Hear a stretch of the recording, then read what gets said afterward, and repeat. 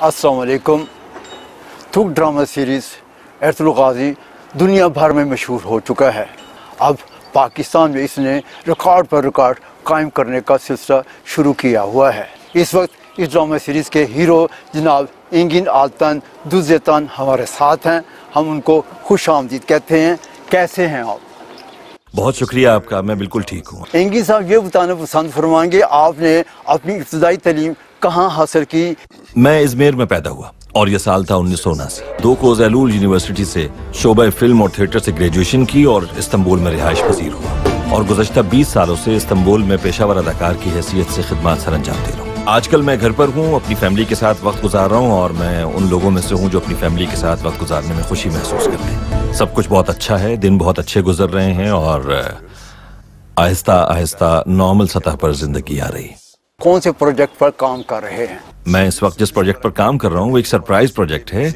मैं इस वक्त इस प्रोजेक्ट के बारे में किसी को मालूमात नहीं दे सकता, खुफिया रखा हुआ है। लेकिन माजी करीब में मैंने एक डॉक्यूमेंट्री बनाने का सिलसिला शुरू किया हुआ था जो अभी जारी है।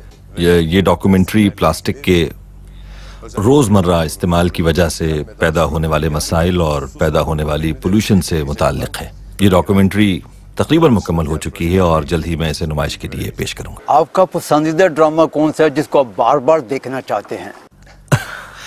असल में मैं ड्रामों को या फिल्मों को बार बार नहीं देखता हूँ। हाँ, ये जरूर करता हूँ जैसे अर्तुगरुल गाजी में किया, शूटिंग से पहले की हुई परफॉर्मेंस को लाजमी तौर पर बार बार देखता रहा।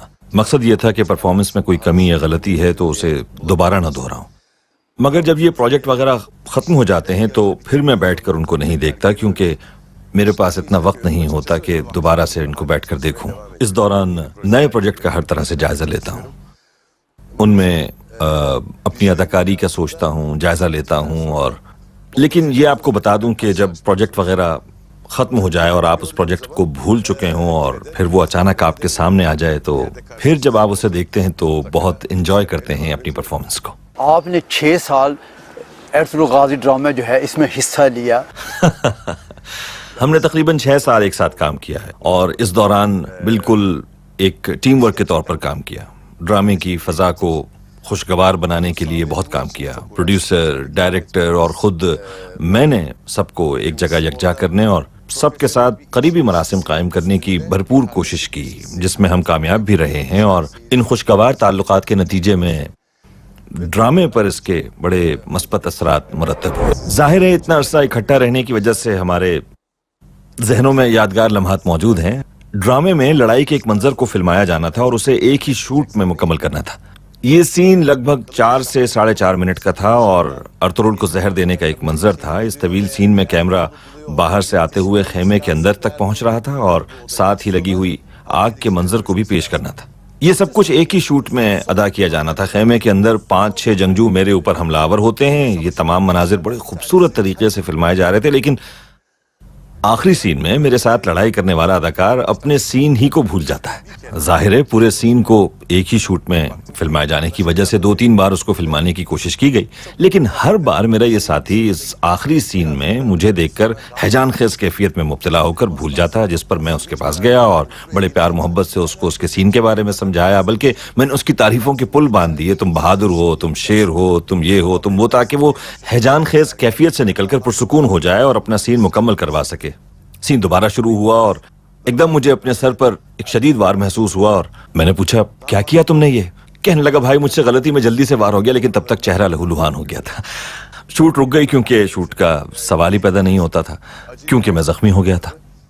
इस ड्रामे में कई ऐसे वाकयात पेश आए जिसमें एंजॉय भी किया और कहीं दुख भी, दर्द भी महसूस हुआ। अंदाजा था कि ये ड्रामा इतना मकबूल होगा, इतना मशहूर होगा? मैं पहले भी ये बात कह चुका हूँ कि जो प्रोजेक्ट हमें उस वक्त पेश किए गए उनमें ये एक बेहतरीन प्रोजेक्ट था, क्योंकि इस ड्रामे में बहुत पाक साफ, शफाफ और गैर बनावटी प्यार मोहब्बत को पेश करने के साथ साथ मजहब और अदल इंसाफ को बड़े खूबसूरत अंदाज से उजागर किया गया था।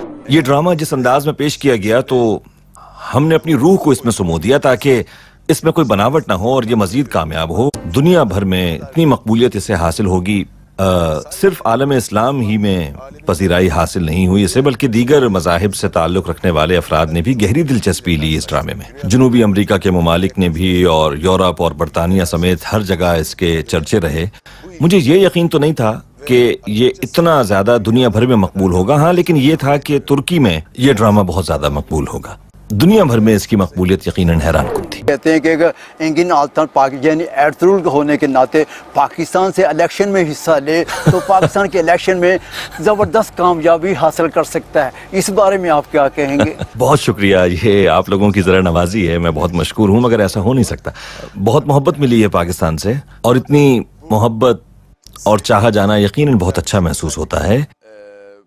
पाकिस्तान हमारा बरादर और दोस्त मुल्क है। हमने अपना बचपन पाकिस्तान के साथ अपनी मोहब्बत के जज्बात के इजहार में गुजारा है। पाकिस्तान के लोग, मैं इससे पहले एक फिल्म में हिस्सा ले चुका। सब कुछ पाकिस्तान के साथ हम तुर्कों की मोहब्बत की वजह से था और एक बरादर मुल्क होने के नाते था। इस तरह अपने एक बरादर मुल्क पाकिस्तान से इस कदर मोहब्बत के इजहार ने मुझे बड़ा जज्बाती बना दिया है। मैं वैसे भी पाकिस्तान का बड़ा मद्दाह हूँ, लेकिन मैं आपको ये बता दूं कि सियासतदानों का काम है और मैं एक अदाकार हूँ और मेरा काम अदाकारी करना है। आपका सलाम करने का स्टाइल, ये सारे लोग जो हैं आपकी कॉपी करते हैं। आप क्या कहने चाहेंगे हमारे नाजरीन को इस बारे में? मुझ में कोई ज्यादा फर्क नहीं आया है। मेरी कोशिश होती है कि किसी का दिल ना दुखाऊं, किसी का दिल ना तोड़ूं। ह्यूमनिस्ट हूँ मैं, अपनी जिंदगी में हमेशा ही इंसानों को तरजीह देता हूँ, और मैं जो काम करता हूँ उसके लिए भी ऐसा इंसान होना बहुत ज़रूरी है, क्योंकि हम इंसानों के लिए काम करते हैं। उन सबके दुख दर्द में शरीक होते हैं, उनके दर्द को अपने दिल में मैं महसूस करता हूँ और खुसूसी कोशिश करता हूँ कि किसी से नाराज़ ना हूँ। मैं आपको ये बता दूँ कि इस ड्रामे के बाद मैंने कोई नई जिंदगी शुरू नहीं की, ऐसी कोई बात नहीं है। अलबत्ता ये बात आया है कि उस दौर के इंसान बड़े पाक साफ, मासूम, मुखलिस और नेक ख्यालात के मालिक थे। ये सब कुछ मैंने उस दौर के इंसान को देखते हुए महसूस किया है। मौजूदा दौर के इंसान इंतहाई बनावटी हैं, उस दौर की तरह के मासूम और नेक ख्यालात के मालिक नहीं हैं। बदकिस्मती से मौजूदा दौर में इंसानों ने अपने ही मुआशरे में रहते हुए इसमें बुराई का एक सिलसिला जारी रखा हुआ है। मौजूदा दौर के इंसान में भी मासूमियत, शफाफियत, इखलास देखना चाहता हूँ, लेकिन बदकिस्मती से अब ऐसा दिखाई नहीं देता। अब हम सादा, पाक साफ और गैर बनावटी जिंदगी गुजारने से कासिर हो चुके हैं, और दूसरों के दुख दर्द को भी अब हम बहुत कम महसूस करते हैं, और दूसरों का एहसास खत्म हो गया है तकरीबन। मुझसे अगर आप ये पूछें कि मेरी जिंदगी में कोई खास तब्दीली आई है, तो मैं ये कहूँगा कि ऐसी कोई खास तब्दीली नहीं आई। आपके डायरेक्टर, प्रोड्यूसर और सिनेरिस्ट के साथ ताल्लुकात कैसे थे? प्रोड्यूसर और डायरेक्टर के बगैर ड्रामा वैसे ही मुकम्मल नहीं हो पाता। वैसे भी इस ड्रामे के डायरेक्टर बड़े ज़बरदस्त इंसान हैं, बड़ी मालूमात के मालिक हैं। वो ड्रामे की दुनिया के बारे में बड़ी मालूमात रखते हैं। उनको इस चीज़ की बहुत अच्छी नॉलेज है कि ड्रामे को किस तरह पेश किया जाता है, बल्कि ये कहा जाए तो बेहतर होगा कि वो ड्रामे के माहिर इंसान। इस ड्रामे के बाद मैंने कोई नई जिंदगी शुरू नहीं की, ऐसी कोई बात नहीं है। अलबत्ता ये बात आया है कि उस दौर के इंसान बड़े पाक साफ, मासूम, मुखलिस और नेक ख्यालात के मालिक थे। ये सब कुछ मैंने उस दौर के इंसान को देखते हुए महसूस किया है। मौजूदा दौर के इंसान इंतहाई बनावटी हैं, उस दौर की तरह के मासूम और नेक ख्यालात के मालिक नहीं हैं। बदकिस्मती से मौजूदा दौर में इंसानों ने अपने ही मुआशरे में रहते हुए इसमें बुराई का एक सिलसिला जारी रखा हुआ है। मौजूदा दौर के इंसान में भी मासूमियत, शफाफियत, इखलास देखना चाहता हूँ, लेकिन बदकिस्मती से अब ऐसा दिखाई नहीं। हम सादा, पाक साफ और गैर बनावटी जिंदगी गुजारने से कासिर हो चुके हैं, और दूसरों के दुख दर्द को भी अब हम बहुत कम महसूस करते हैं, और दूसरों का एहसास खत्म हो गया है तकरीबन। मुझसे अगर आप ये पूछें कि मेरी जिंदगी में कोई खास तब्दीली आई है, तो मैं ये कहूँगा कि ऐसी कोई खास तब्दीली नहीं आई। आपके डायरेक्टर, प्रोड्यूसर और सिनेरिस्ट के साथ ताल्लुकात कैसे थे? प्रोड्यूसर और डायरेक्टर के बगैर ड्रामा वैसे ही मुकम्मल नहीं हो पाता। वैसे भी इस ड्रामे के डायरेक्टर बड़े ज़बरदस्त इंसान हैं, बड़ी मालूमात के मालिक हैं। वो ड्रामे की दुनिया के बारे में बड़ी मालूमात रखते हैं। उनको इस चीज की बहुत अच्छी नॉलेज है कि ड्रामे को किस तरह पेश किया जाता है, बल्कि ये कहा जाए तो बेहतर होगा कि वो ड्रामे के माहिर इंसान। मैंने उनके साथ अपनी दोस्ती और उन पर इत्मीनान और भरोसे की वजह से इस ड्रामे में हिस्सा लेने की हामी भरी थी। अगर ये कहा जाए तो ज्यादा बेहतर होगा कि उन्होंने इस ड्रामे को हमारी तवक्कुआत से भी बढ़कर बहुत जबरदस्त तरीके से मुनज़्ज़म किया और पेश किया तमाम लोगों के सामने। डायरेक्टर ही करता है और इसके बाद अदाकारों और फनकारों का काम होता है कि वो इस ड्रामे को कामयाबी से हमकिनार करे। अगर डायरेक्टर एतमाद और भरोसे की फिजा कायम न कर सके तो फिर जान लीजिए ड्रामे के बाद मैंने कोई हो सकता। हम खुशकिस्मत हैं कि हमें नई जिंदगी से डायरेक्टर का साथ हासिल हुआ, जिन्हें अपने काम पर मुकम्मल गिरफ्त हासिल है और वो ड्रामे की दुनिया को बहुत बेहतर अंदाज में जानते हैं। इसलिए इस ड्रामे में उन्होंने वो कुछ हमसे करवाने में कामयाबी हासिल की जिसे वो अपने अंदर महसूस कर रहे थे, और हमने भी उन मनाजिर को अपने अंदर महसूस करते हुए अदा किया।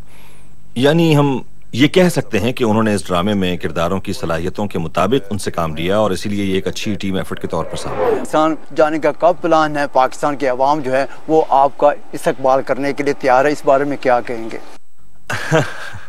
पाकिस्तानियों की मोहब्बत एक बरादर और दोस्त मुल्क होने की वजह से तुर्की के लोग पाकिस्तान से बहुत मोहब्बत करते हैं और इसी तरह